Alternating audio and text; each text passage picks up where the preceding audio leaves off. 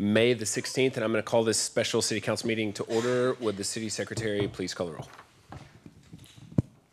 Mitchell. Here. Rizzo. Present. Ellison. Present. Flores Kale. Here. Bradshaw. Here. Parsley. Here. Tobias. Present. All right, 7 members present. We have a quorum. Next up, citizen comments period. Is there anyone who wishes to come forward and speak? Come on, Brad. All right, there you go. No, go ahead. I just wanted to introduce myself. I didn't necessarily have anything prepared, but I wanted to say that my name is Jim Maddox. I am from Hays County. I'm from here. I am one of the owners of the Kyle Flea Market that's right here, here in Kyle. I understand that there has been a lot of concern regarding the market recently and concerns and questions about that. I would love to be able to answer any and all of your questions. I am an open book, so are we down there. We're trying to kind of see what we can do to help the city of Kyle, whether that mean us improving or developing or just figuring it out. I hadn't spoke to anybody about it. Nobody had come to speak to me about the market and its kind of future. So I'm here kind of just being like, okay, well, I'll take the initiative.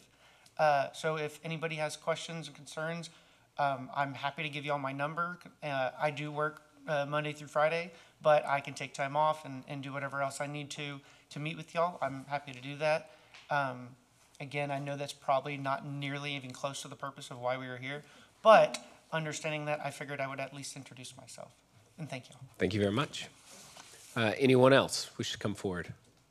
All right, seeing none, we're going to close citizen comments period. It's now closed. Next up, presentation regarding tax increment reinvestment zones and public improvement districts. Ms. Stephanie Leibe. Good afternoon, Mayor, Council members. My name is Stephanie Leibe, partner with Norton Rose Fulbright. I'm here tonight to provide presentation to the City Council regarding tax increment and reinvestment zones. The purpose of this presentation would be to inform both council and staff of the overall tourist processes, including benefits that a tourist can provide, any responsibilities associated with creation, timing, the different types of financing options that would be available, and then permitted uses of those tax increment revenues. For the items that we'll cover during this presentation, we'll go through the introduction, general information regarding the tours, a tourist interplay with PIDs, how they can be used together, and then questions. What I've done to prepare for tonight's presentation is to watch some of your prior City Council meetings, and the presentation is geared towards answering the most commonly asked questions. This can be as presentation type or Q&A that you guys feel most comfortable with, so if you have any questions as I'm moving along, please feel free to stop me. I can keep it high level, I can go in depth, however you guys feel most confident to make sure that your questions are answered. Okay. All I'll have to I'm going to jump in just to say that this, even though it feels formal, this is workshop. So the general rule for the council will be we're not doing hands. You can feel free to talk. The ground rules I would like to set is that this is not where we're going to, we're not going to debate whether or not TERSs are what we want to do, but we're here to learn and ask questions. And so as long as the conversation is in that spirit where we're taking advantage of the resource that we have, then you can just go and folks can just jump right in whenever if they have any kind of clarifying question on something that you're presenting, if that works for you. Yeah, that's fine with me. Okay. I think the only other caveat that I was going to add is that I was asked to come here to be a resource to council based on my prior work experience. I've not been retained by the city. So I'm not the city's attorney, so I'm not in a position to answer any legal questions or any questions regarding any specific zone that may be proposed before the city. This is definitely more high level, TERS in general. Some of it's the history associated with the financing and then some statutory revisions that have occurred through the years that have expanded those powers. So a little bit about our firm and myself. So like I said before, I'm a partner with Norton Rose Fulbright. The firm itself has been in Texas since 1923. We're one of the largest public finance firms, both in the state and in the United States. In Texas, we have 19 public finance attorneys who practice through 4 offices, and we have 4 attorneys who are devoted specifically to federal tax as it relates to issuing tax-exempt bonds. In the last 10 years, we've served as bond counsel on over 8,300 bond issuances, totaling over $514 billion. $14 billion last year, we were ranked 4th as bond counsel in the nation, 1st as underwriters counsel. For myself, I have over 20 years of public finance experience. Before I joined the firm in 2015, I had served at the Texas Attorney General's office for 13 years, including 4 years as chief of the public finance division.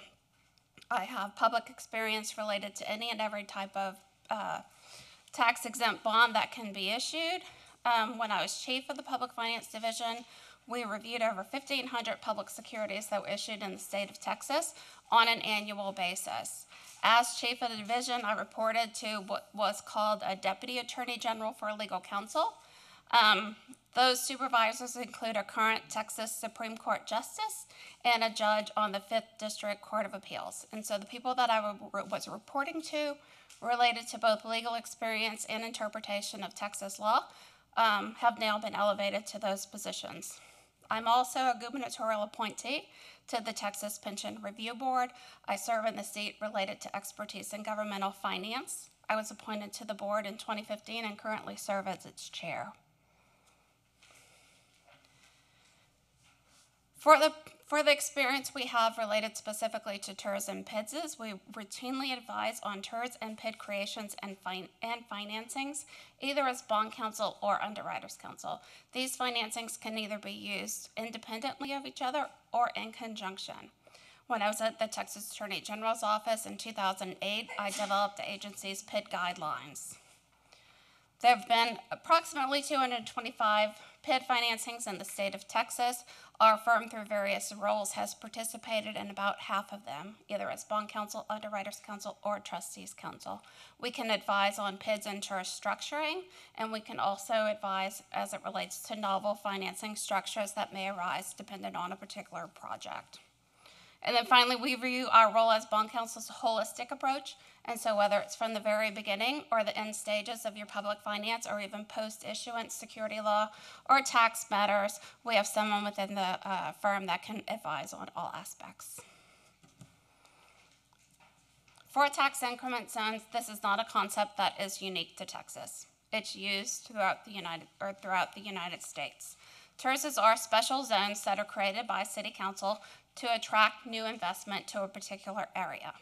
The TERS will help finance the cost of development or redevelopment of an area that would not otherwise attract sufficient market development in a timely manner.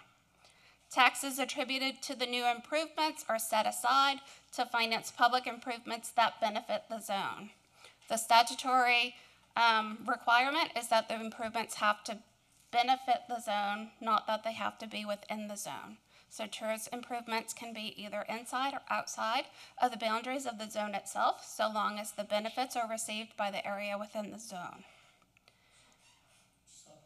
Sure.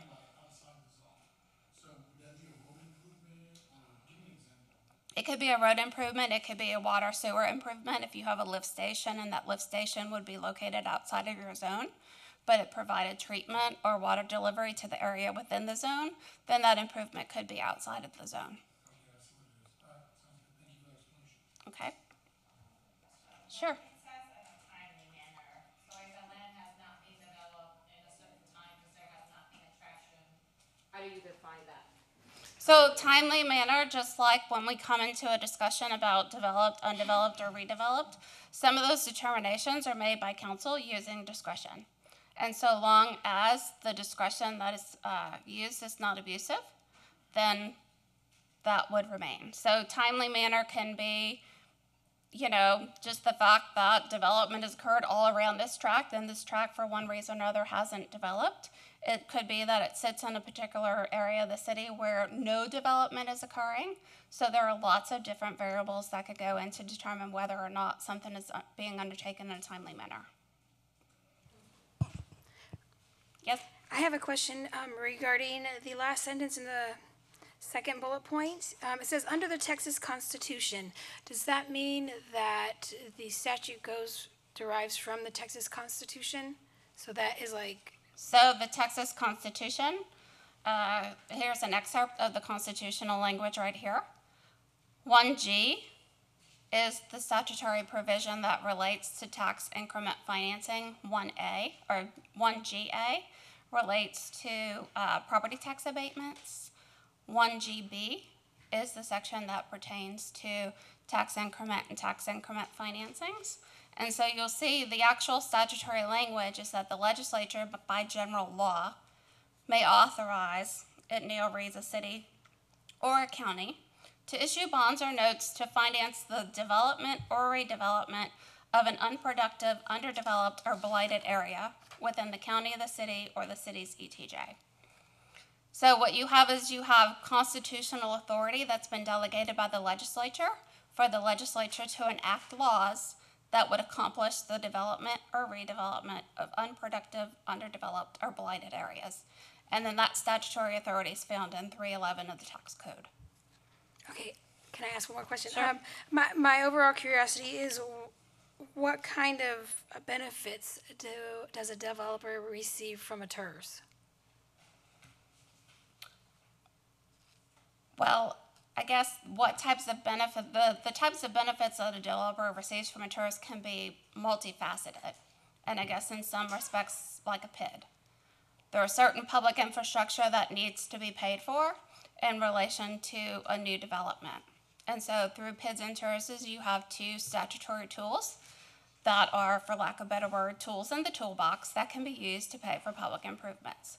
When we move into 311 of the tax code, we'll see the types of public infrastructure that can be placed in there. And then the legislature's also provided cities and counties with the authority to do 380 agreements under Chapter 311, and so it is possible to do loans and grants of TERS revenues directly to a developer. There are statutory restraints on the amount of the specific dollar amount of those loans or grants. So the 380 would essentially have the city paying for the infrastructure updates? The 380? No, the 380 would be a direct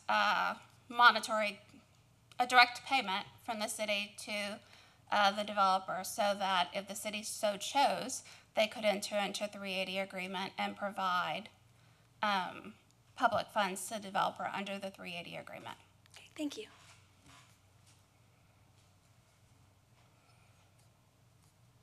The next slide just provides a general overview on the steps that are required and the procedures for creating a reinvestment zone. And it specifies that a city by ordinance may designate a contiguous or non-contiguous geographic area that's either within city limits, ETJ, or a combination of both city limits and ETJ, to create a reinvestment zone, once again to promote development or redevelopment in the area if the governing body determines that development or redevelopment would not occur solely through private investment in the reasonably foreseeable future. And so this comes back to the timely manner question that was posed earlier for what constitutes a timely manner, the timely manner. And so the legislature has said reasonably foreseeable future would be timely. Is the public allowed to ask questions or just? Yes. Next slide provides just legislative history of both Constitution and Chapter 311. So you can see going back to 1977, there was a proposed constitutional amendment that would have created tax increment and reinvestment zones in the state of Texas, and that constitutional amendment did not pass. What we have now is Article 8, Section 1G, was passed in 1981 as SJR 8. After SJR 8 passed, we have codification of what is now Chapter 311 of the tax code, and then starting from 2005 through present day, this will walk you through all the statutory amendments related to 311 of the tax code. Oh, okay, which the constitutional amendment, Prop 2, was approved with 63% of the votes to allow counties to independently create TERSs was not approved? No, that was. So a county can create a TERS? A county can now create a TERS, effective 2021, November 2021. There was a constitutional amendment that now allows counties to create TERSs. Okay. So is that different? So so counties participate in, the way that it works for us is that the county participates through an ILA. They actually do not participate with us. And my understanding is that the reason that they didn't is because they couldn't. So I guess now they can. So but prior to November 2021, there were 2 AG opinions on the issue that said counties could not independently create tax increment Right, zones. that was that's how I just didn't realize this change was made. So they can create it independently, but could they participate jointly? Yes. But officially, as opposed to an ILA, where they're Well, just providing it reimbursements. was always done through an ILA, where they agreed to contribute a certain part of tax increment, just like the city would agree to contribute theirs. And then through participation, they could also get a seat on the TERS board. Right, so the difference would be, the way I see it is, you can't count the revenues derived from the county if they're participating through an ILA and not through actually being a part of the TERS. If they're just, you can't count those revenues as something you can borrow against, for example, because it's subject to appropriations from the county, is what they would say. And so the money we would get in a TERS from the county is not quite the same as the money that is generated from the city, because they're actually creating a TERS. But if this is the case, then the county would participate, then their funds would be secured in the TERS in the same way that we can't, TERS 1, 2, and then eventually TERS 3, when those monies come in, we can't just say, no, we're not gonna, use those monies in the same way that we did the year before. They officially go into that TERS, whereas the ILA, the money goes to the Hays County General Fund, and then they appropriate that through an agreement with the city. It's just not quite as legally strong, so, So I don't know if I could speak to the actual functioning of how the revenues are appropriated by the county, depending on if they're a participant or not. In the financings that I've participated in, where we have participants, they are bonding off of those off of the county as revenues, well. even though they're not in. Yes. Okay, all right. Well, then maybe it's not that much of a difference, but in the past, that we've been told that the county revenues couldn't be used for debt service, so, okay.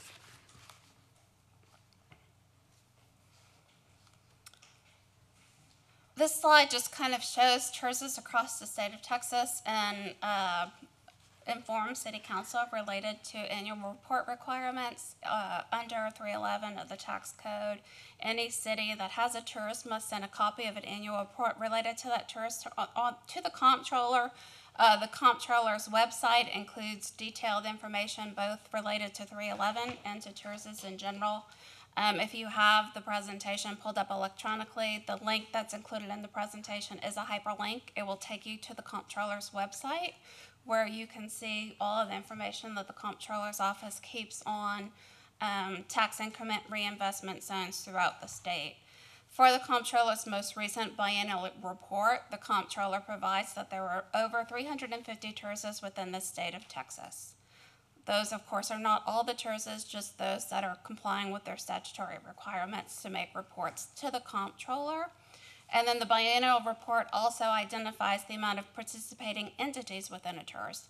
And so there are 350 TERSs created within the state, and there are 850 local governments participating in TERS as of the last biennial report in 2020.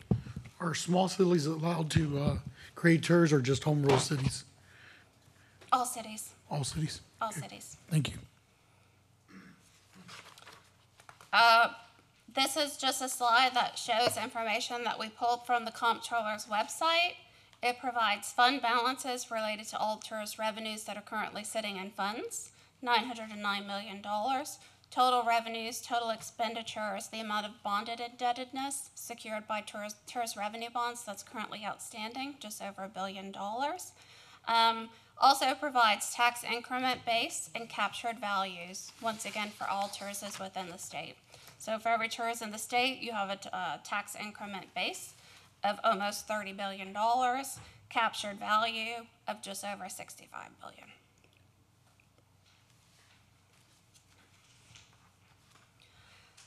This next slide will walk through criteria related to reinvestment zones. What findings are required by City Council if City Council so chooses to create a tax increment and reinvestment zone?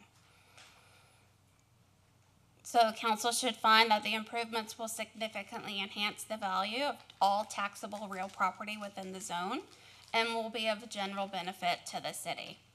The area must also meet the requirements of section 311.005, and so we also have 311.005 excerpted for reference.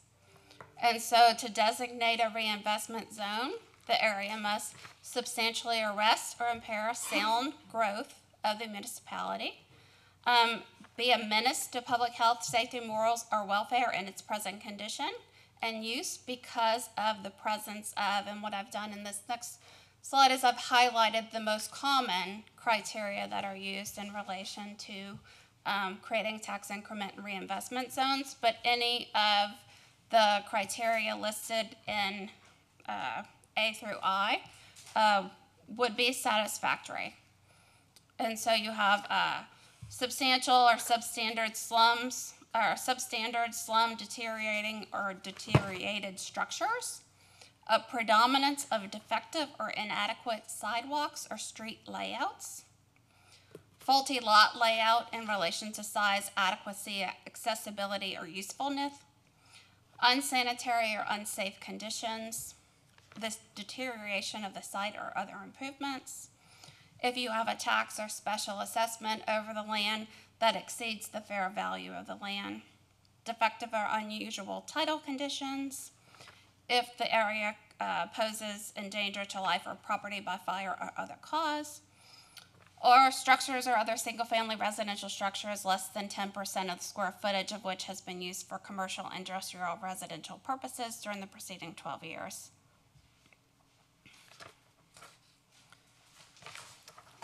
Continuing on 311.005, it should be predominantly open or undeveloped, and because of obsolete platting, deterioration of structures or site improvements or other factors substantially impair or arrest the sound growth of the municipality. It could be in a federally declared community, or be in an area that by petition of more than 50% of the owners of value of the land petitions for creation of the TERS.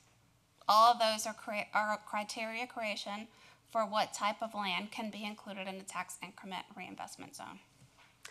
So I do have a question. Okay? So I see 1, 2, 3, or 4. Does it have to be 1, 2, 3, or 4? So I guess, because the way I read this, it's semicolon, and then it's to the number 3, and then number 3 has or. Whereas number 1 is the same way, it doesn't say or. It looks like number 1 and 2 are requirements, and then it could be 3 or 4. So it's 1, 2, 3, or 4. Any of them. 1, 2, any of them 3, or 4. standalone. Any of them standing alone. Okay, so then how does a number 4 look? Like anybody can apply? Yes. What, okay. Can you expand a little bit on the at least 50% of the appraised value of the property in the area? That you have a petition Yes. that's signed by landowners of more than, or at least, so more than 50% of the appraised value of property within the area. So much like you receive a petition for a pit from petition of landowners who are responsible for 50% of taxable value within the pit, this would be a petition that's submitted by at least 50% of appraised value within the TERS. Okay, and it still has to meet the guidelines? Well, I would say that it would have to meet the constitutional guidelines of being undeveloped, underdeveloped, or blighted. Okay, thank you. Yeah, it will have to meet, or will have to meet A1 and B, correct? Well, it's two different analyses because you have constitutional requirements and then you have statutory requirements. And so if you walk through the legislative history surrounding the statute, 311.005A was the original statutory provision. So basically this is the legislature telling you how to determine whether or not an area is undeveloped, underdeveloped, or blighted. And then over time, as the statute has gotten amended, they have they have additional criteria that can be used for the designation of the zone. When you get to 4, because 4 doesn't have that same requirement for there to be undeveloped, underdeveloped, or blighted, then you have to fall back to the Constitution to make sure that you're still capturing those criteria, even though the criteria is in A. Because if you create an area under 4 that's not undeveloped, underdeveloped, or blighted, then 4 could run afoul of the Constitution. So you have to enact 4 in a way that gives the Constitution its meaning, so you're not doing an unconstitutional interpretation of the statute. Thank you. And just to add to that, so the definition of develop would be no infrastructure, whether water, wastewater, roads, anything like that, right? Maybe just raw land. It could be, but you have developed or underdeveloped. Okay, And so again, underdeveloped can be a subjective standard okay. based on what the development of that tract is and what the development of surrounding tracts. So, and the reason I'm asking is I saw something the other day on television. It was about a neighborhood that had fallen in shambles and was now deteriorating. There was nothing going on. And one person took it on themselves to redevelop this area. And I was wondering if there was a TERS that could be in place there to help them do that, because they were doing that out of pocket and they were volunteers, everything. It was great. It was a great story, but I kept thinking it was TERS would help an area like that. That was. You know you've been on council too long when you're thinking that. It's possible, need a yeah. TERS. I mean, I think it's possible that a tourist could be helpful in a situation like that. With tourists, I think you have to be careful in certain of those redevelopment aspects, because they do have some statutory limitations on the amount of tourists that can be used or that can be created over a residential area.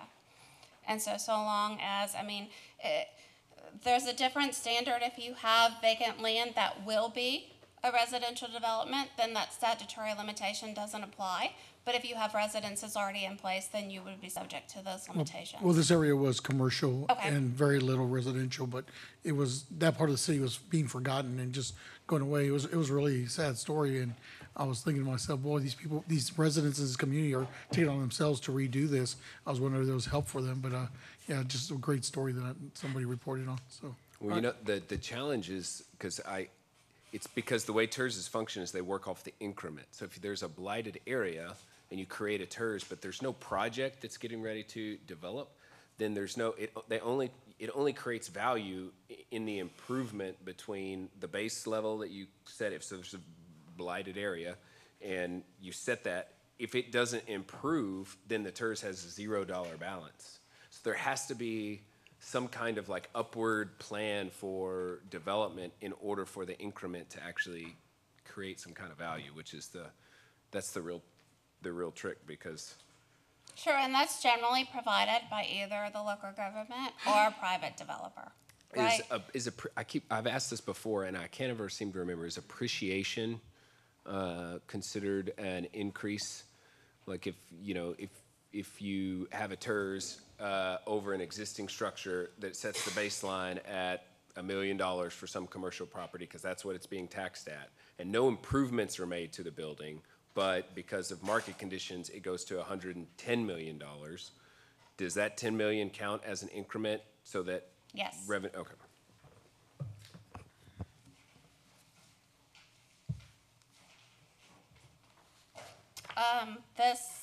And again, like I said before, I think we put the slides together attempting to answer a lot of the questions that have been previously posed by council. And so I think you all have had discussions about, who makes the decision or how it's decided when there will or will not be a TERS. And so this is an AG opinion from 1999.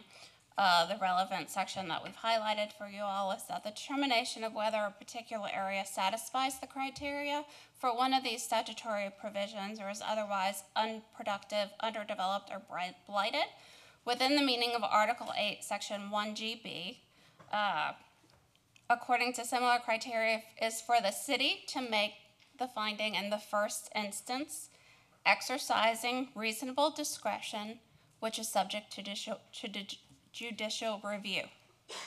So this is just the standard when someone comes to the city and they request creation of the TERS for you all to evaluate whether or not these statutory benchmarks have been met.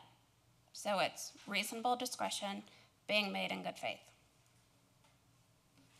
Are there any true consequences for creating a TERS that doesn't necessarily qualify for a TERS? I suppose, subject to judicial review, you could have someone challenge that creation. I'm not quite sure who would have proper standing to bring such a suit. Thank you.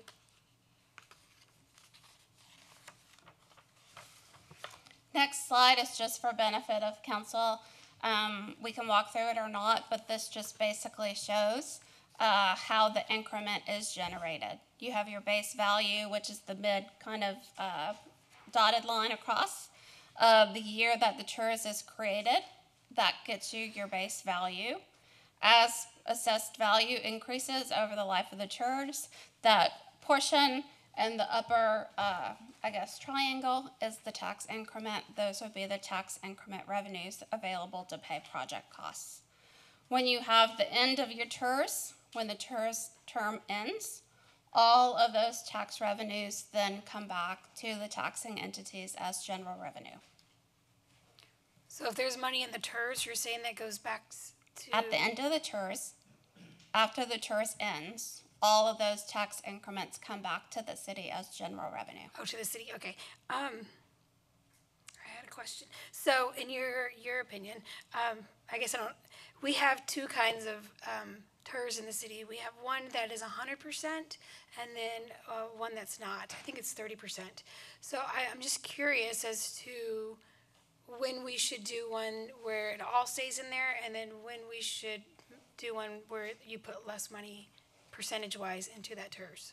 I think complete discretion of council for what the policy objective is related to the TERS itself, the types of projects that are coming online related to the district. We have some clients that like to do the TERS for a longer time period at a smaller increment, and then some of them will do 100%, but then they'll set a not to exceed amount. So even if your TERS has a term of, say, 40 years, if you've contributed everything you've agreed to contribute within year 25, the TERS will automatically terminate. And so really it's just a contractual agreement between the city and the developer, and that's part of the negotiations. Okay, so in the event we do a TERS that's 30%, and that's not enough to cover the improvements in there, and it gets pulled out of the general fund, is there anything saying that that general fund would pay back that TERS, or the TERS would pay back that general fund? So maybe a little bit of additional clarification for what you mean by the project costs. Are we issuing TERS revenue bonds to finance project costs, or are we paying for projects on a pay-as-you-go basis? Those are not answers that I know, maybe. No, that is the appropriate question, because we have three TERSs. None of them are 30%. Two are 50 and one is 100. And all three of them were set up with very different financial strategies in mind. And so one was set up with $0 in the TERS and all the debt for the general fund and paid back. The other, TERS number 2, was set up exactly the opposite way, where the TERS had no debt and created value, and then was able to offset general fund debt the other way. And so, and it was 50% with city. I don't personally think there's a reason to create a TERS if you don't get county support, because a 380 is effectively a TERS, but the county support allows for you to be more creative in pulling down county resources for public improvement. So a 380 is just a tax rebate back to the developer, where you tell the developer they're going to build the infrastructure. But a TERS is a it's a creating of an amount of money that comes into a special fund that we have control over and can apply funds within the district. So if you have a project you want to do within a TERS, you can, the city can pay for it through a lot of different, it's all the same, it all comes out in the wash. But the thing that changes with the TERS is the county participation, because it pulls county resources into those public improvements. So for example, 1626 is paid for by half county dollars. When the TERS number 2 revenues that are coming in, we're using that to refund back the payment of Heroes Memorial Park, which we put the money for up front, but the money coming back to pay for that is half county dollars. And so that's the strategic reason to set it up that way. Or TERS number 3 can be a way of rebalancing the maximum tax rate so that you can achieve annexation, which is a completely different. So all 3 TERSs that we've created were all created for 3 very different reasons, but they were all created for reasons. So the question of, it's completely up to us. Does it make sense? Are we doing something financially smart in the way that we set them up, or are we just doing it to do it? And if that's the case, then yeah, TERS number 1 is the most powerful TERS because it's 100%. The county won't even do that anymore. And they didn't realize it back then because, well, I'm not saying they didn't realize it. That's the wrong way to say it. But when it was created, it wasn't a big penny pinch to the county because we borrowed $26 million to build 1626, and the TERS was going to pay for that. But in the first several years that, we've got some multi-million-dollar debt service. All of that debt service is city debt service. As the TERS is building revenues by building HEB and the Home Depot and all this development, then these revenues are coming in, and then now the county's having to pay all the county taxes that get collected through their ILA. They're making more and more payments, and now it's getting really developed, and the county is still collecting 0 taxes from it. It is all going to pay for 1626, which is a road that we built. And so our debt service, people will say, oh, this is upside down, it's upside down, it's upside down, which I've criticized it for being upside down because I didn't understand the way it was set up. Our debt contribution to pay for the debt service on 1626 is going down.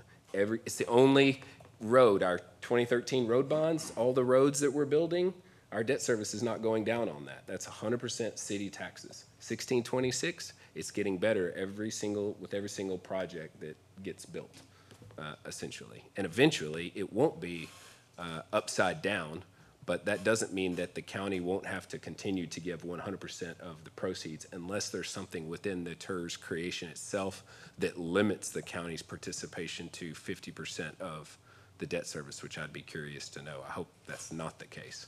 Because eventually, there was a board created. The board is defunct. TERS number 2 board has to make all the decisions about the budget because there's all these monies coming in, and we get to decide how to spend.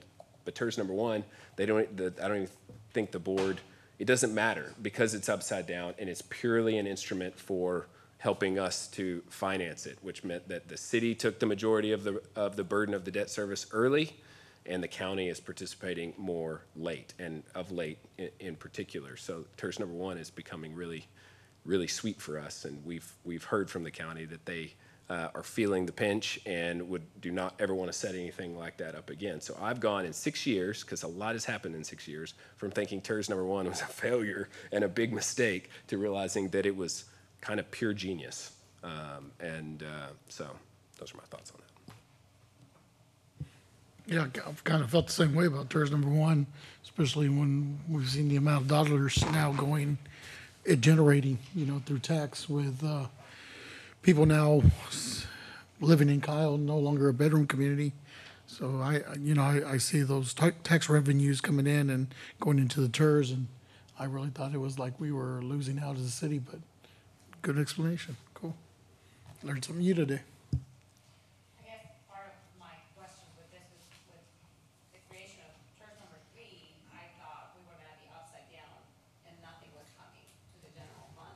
We were gonna be issuing funds to pay for whatever projects, so we were gonna get that upside down. I guess there's 3 different ones, and they're different, the way that they have been set up. So it should just be like your PIDs, right? Each development is a special development that should be separately negotiated. What you do for one, you don't have to do for all. What we see most often right now in our firm, and I think within the last year, about half of the PIDs that we've done have had TERS overlays, and so it is fairly common for them to be used in conjunction with each other. Doing a PID TERS overlay provides a really nice developer incentive to annex land into city limits when that's available. When the land that's proposed to be developed is adjacent to city limits and annexation is possible. You are going to do the PID in your ETJ anyway to get that development in, to provide some development standards to areas within the city's ETJ. Doing a PID tourist overlay can provide a revenue neutral way to get that annexation in, because you can use your tourist revenues, and what the tourist revenues are generally used for, not always, generally, what the tourist revenues are used for is to buy down that PID assessment. And so your tourist revenues are not going as a payment to the developer. Your tourist revenues are actually going back to your ultimate homeowners. Instead of paying a $1,500 PID assessment on an annual basis, they may only have to pay a $1,000 annual assessment, because $500 that they paid in city ad valorem taxes is being deposited with the bond trustee and being used to buy down their annual assessments. And so it's not a benefit to the developer or a benefit to the city in any way. What you're doing is you're just lowering someone's tax bill because they're paying a lesser PID assessment. But I've also participated in financings where the PIDs and tourists have financed two completely different sets of projects. So it just depends on, again, what the development is, what the needs are, how much is being financed, what other financing tools are, what the developer's capital stack looks like. It's all very fact specific. Yeah, I would say my impression of TERS number 3 was not that it really paid down the PID assessment. It was just that the developer is going to be able to achieve all of their revenue bonding through PIDs. And they were going to have a big PID because they didn't have a city tax rate. So it was going to be zero revenue to the city. And we said, let's achieve annexation. But if we annex them, that's 50 cents, which puts them completely out of the market as it relates to their market cap, which means the project fails. But by creating the TERS with the annexation, instead of it being 50 cents, we're able to pull it down to 30 cents and achieve the annexation. So it's the 20 cents is where. So if it goes from 50 cents down to 30, that 20 cents is what can be seen as a subsidy. We're basically taking what would have been this big PID, lowering it, and moving it over to that 20 cents. But the 30 cents is now ours to take that would not have been there at all. So when we were talking about $1 million a year in revenue from the Toll Brothers deal, that is because that 30 cents. The subsidy was the 20 cents that offset the PID rate, but that 20 cents and that 30 cents were off the table. We put that on the table. So what they already had was the subsidy. They already had the big PID, and we put the TERS with the 30 that goes to us and the 20 that goes to them on the table in order to, it was really an incentive to us, but it was also good for them. And so it was a win-win, and that's why it ultimately worked out. But there's no debt that's being for any of those projects that's coming from the general fund. And so the 30 cents that they will generate in revenue comes unencumbered annually to the general fund, just like a taxpayer. And then when the TERS is over, they have to pay full taxes, just as has been said. The way they had it set up was an out-of-city PID, which meant that at the end of 25 or 30 years, then you would annex them and collect your first penny of property tax in 25 or 30 years, assuming you can annex, but state law has changed it such that annexing them would be very challenging and unlikely to happen at all. It just means we never collect a penny from them ever. Yeah, I guess my fear with that comment is tax revenue is great, but I don't think that's necessarily qualifies a TERS in any way. And so I've had situations where developers have come up to me twice since and asked for a TERS, and present it. And so my fear is, we were talking about, liability, and I don't know if a developer has standing to sue, but if we give these TERS for separate reasons that are not statutorily covered. My fear is it brings a liability onto the city, and I'm not sure if a developer can bring that standing, but if, we give it to one, but not to I another. wouldn't imagine that a developer would have standing. And as a to council, bring- we've got to stop living in fear of being sued on the basis of TERS, because if you look at TERS number 1, which was created, and the way that it was created, number 2, number 3, Blanco Vista, and the way that it was created, the TERS in Dripping Springs, and all over. Go look at the list of every TERS that's created in the state of Texas, and they're all created for strategic reasons to create economic opportunity for development, which is very consistent with all of the TERSs that we've created, plus the TERSs that we are proposing that this board has shown signs that they want to support, like TERS number 4 on the east side on Coleman's Place, and possibly TERS number 5 as well. It's almost indistinguishable from a statutory standpoint between these different ones, and all the precedent that has been set should give us confidence so that we're not afraid of being sued, to actually spend time thinking, is this a good deal? Because that's where our mindset needs to be. Is this the right way to set this up to achieve the best results long-term for the city? Okay, let's move on. We can move on, please. Sure. Below is a list of just statutorily authorized tourist improvements.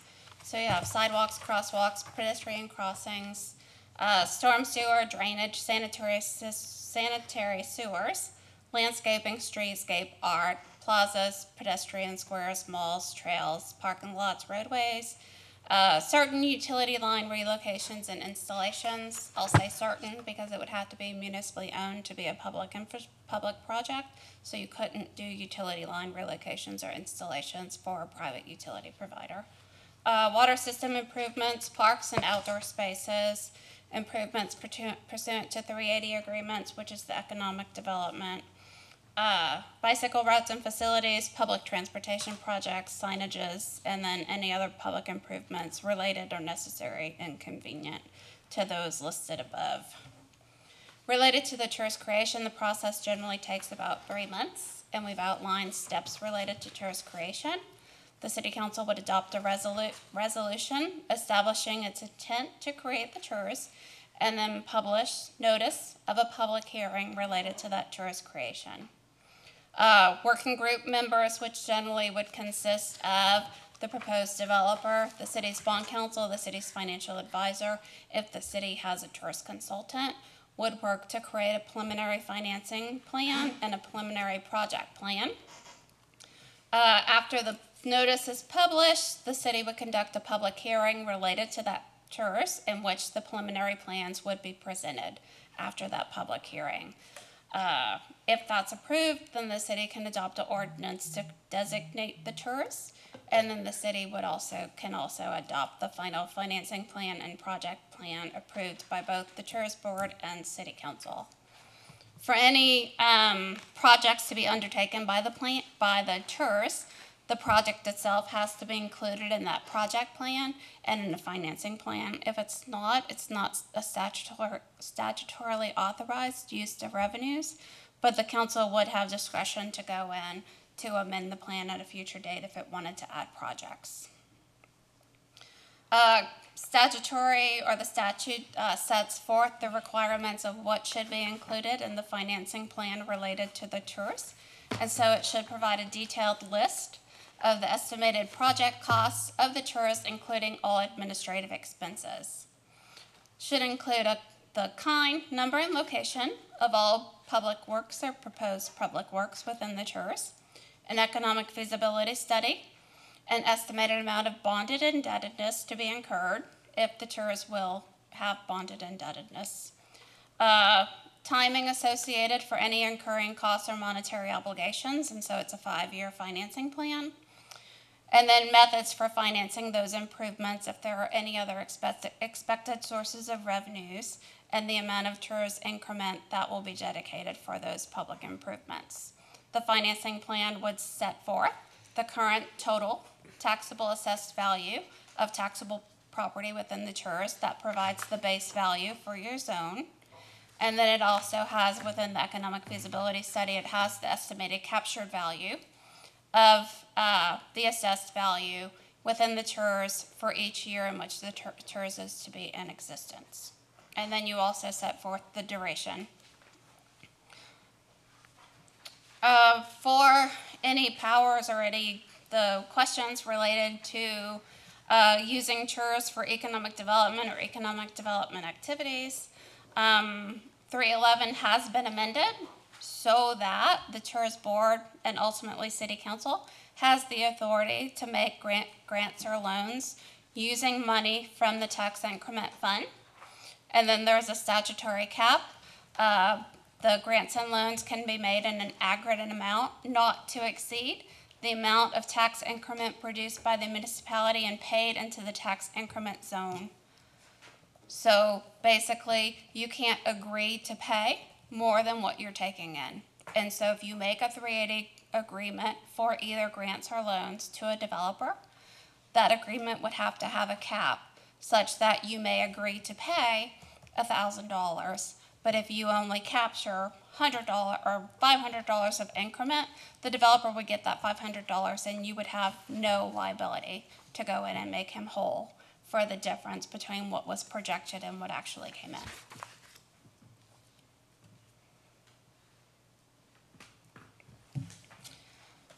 Specific issues to consider related to the TERS. TERS can be used as a financing tool for proposed developments. Tax increment funds can be used independently to finance those. They can be used through tax increment revenue bonds. You can use it as a developer reimbursement so that the developer, kind of like a pay-as-you-go PID, the developer puts in all the infrastructure, and then you enter into an agreement with the developer so that you pay tax increments to pay for those public improvements as the increments are realized. You can do it on pay-as-you-go, so the city could create a TERS, capture all of the revenues for a specific time. When you have kind of critical mass that would allow you to undertake a project, then you can go and undertake the project and do pay-as-you-go, so you're basically paying contractor cash for those projects. And then, like I said before, we also see TERS revenues being used to buy down PID assessments. All or a portion of the tax increment can be dedicated to the zone, and so the city retains discretion when determining the amount of tax increment that'll be dedicated. So as we said before, you can dedicate a specific percentage, you can set a not to exceed amount, or you can set a time limit for the zone, or you can do all of the above. Permissible uses of ad valorem taxes generated from the frozen base year value and the portion of the tax increment that the city retains are city funds that are deposited into the city's general revenue fund and can be used for any lawful purpose. And so anything that you get, we call it the frozen value, the value of the land as of the creation date. Any taxes that are generated from that portion are city revenues. If the city decides to dedicate 50% of the tax increment generated from captured value, then 50% goes to the TERS, 50% comes to the city, and the amount that comes to the city is used as just any other general city funds can be used. If the city issues bonds secured by TERS revenues, TERS proceedings will be included in the transcript of proceedings that goes to the Attorney General's office when they review and approve the bonds.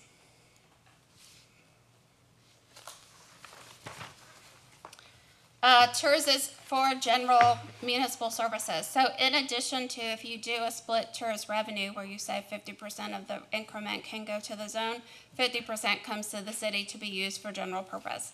In addition to that, this section of 311.010 allows the city to use incremental values or incremental revenues to provide general municipal services within the zone.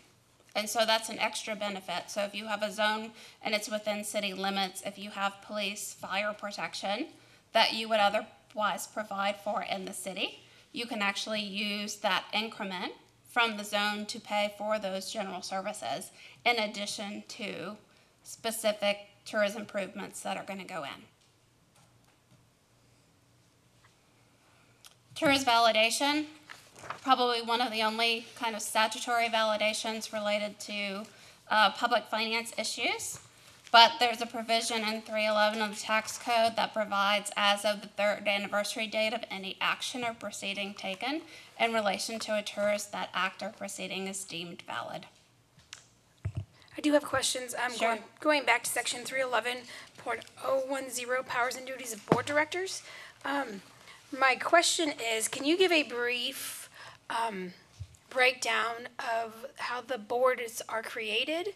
I was reading in the statute that it looks like the state senate and the state house are somehow involved, and if they're not active in it, that they then put somebody else in their place? So I'd probably have to pull up the statute. Okay. I don't know if I can do that from, I can provide you okay. the paper. You talk about a 50/50 paying for attic policing in that area. How would that work? Would that, because we pay for our policing out of the general fund when we set up our budget, how would we incorporate adding extra officers for that area? So I think what you could do is you could basically determine if there's a ratio that you have of so many police officers by population. Look at the population of that defined area to determine about how many police officers would be required to service that area. And then TERS revenues for that specific amount of officers could be included as a cost of the zone. Thank you. I guess if, in that question there, Robert, or Mayor Pro Tem, sorry, is when we're looking at, I guess, bigger cities that have, or needing substations. Let's say like, maybe like in Austin or something like that, where maybe designing that kind of a TERS would benefit that certain amount of section of the city. And then maybe that money would be used for something like that, like for substations or buildings or something to where, What it's I'm getting- designed for that area. So what I'm getting Like- from it, like the from what park, her city parks explanation or something. says, is that you could actually, if you're needing extra officers, say you build something that's got 20,000 residents, and now how many officers do you need for 20,000 people? You could now generate revenue to pay for those officers. Is that correct? Sorry, I was reading. Oh, yeah. no, So TERSs have a maintenance and operation component. So like what we're talking about in TERS number 2 is paying for maintenance on the parks through TERS money. It's the same thing. You could do that. The question is, would the county support or participate in a TERS where we're hiring city officers that they're paying half of? So that might not be something they would be okay with, and they're going to want to be on that board.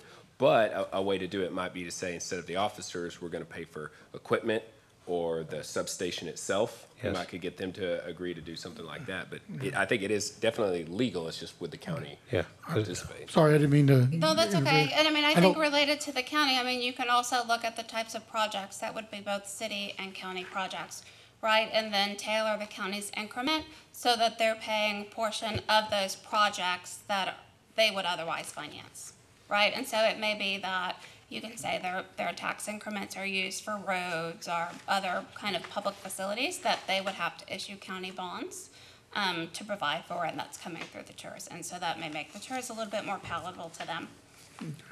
So, Sorry, I didn't mean to interfere, Councilman. No, it's fine, that's okay. Alright, sorry. So it looks like section 311.091, because I think we are a population of less than 1.8. In both of 311.009 and 0091, they both have the same requirements as far as board members. So I don't think it matters which one you read.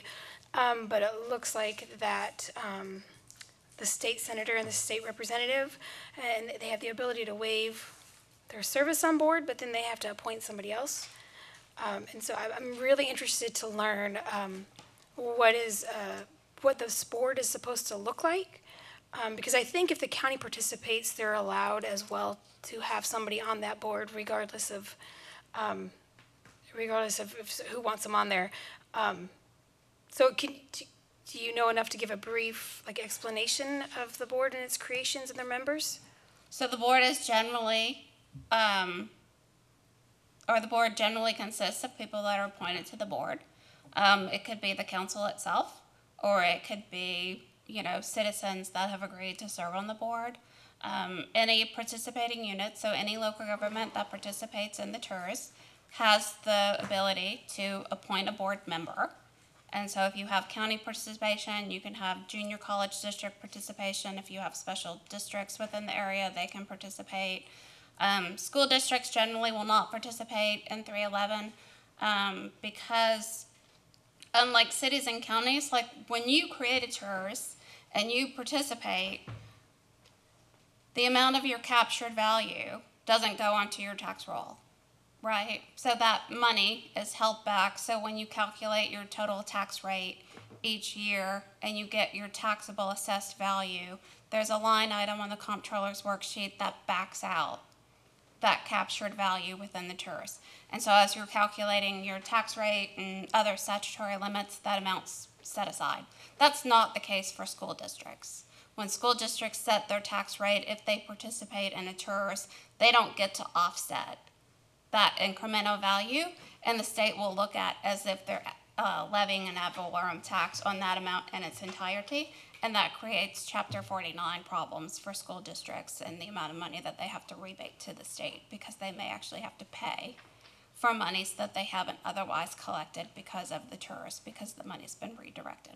So school districts generally will not participate in 311 agreements or in TERSs, or if they do, it's kind of a tacit participation, or they may make an in-kind contribution, but they're not actually providing increments. But for other local governments that participate in your TERS, they do have the ability to appoint a board member.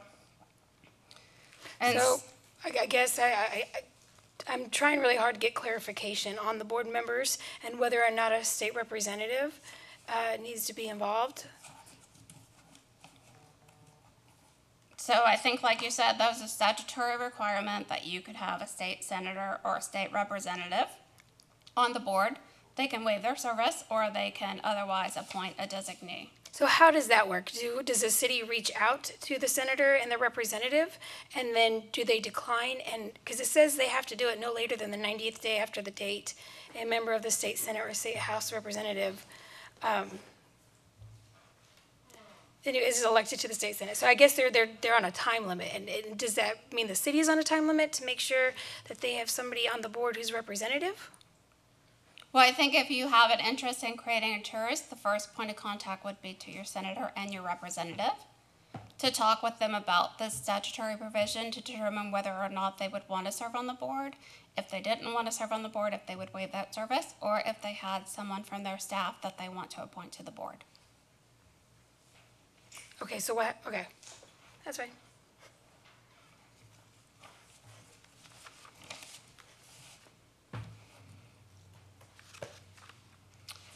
So this next slide just kind of talks about the PID TERS overlay. And I think a lot of this information we've already covered. Happy to cover it again, but just generally when you have a PID TERS overlay, those two financing tools can either be used independent of each other, so you have certain PID finance projects and you have certain TERS finance projects, or they can be used in conjunction with each other so that your TERS assessments are actually buying down the PID assessments that are ultimately being paid by taxpayers within the city. So with that, I'm happy to answer any additional questions. I don't have a question, but I just want to say thank you for taking of your time to come out and giving us this presentation and answering a lot of our questions. I really appreciate it. Very informative. I didn't know what to expect, but yeah, I definitely enjoyed it and learned a little bit as well. Thank you. I want to second what Mayor Potem said. It makes it a lot more clear, just for future pictures, just TERS alone. So I appreciate your time with us. Thank you so much. Thank you. All right. Motion to adjourn. Second.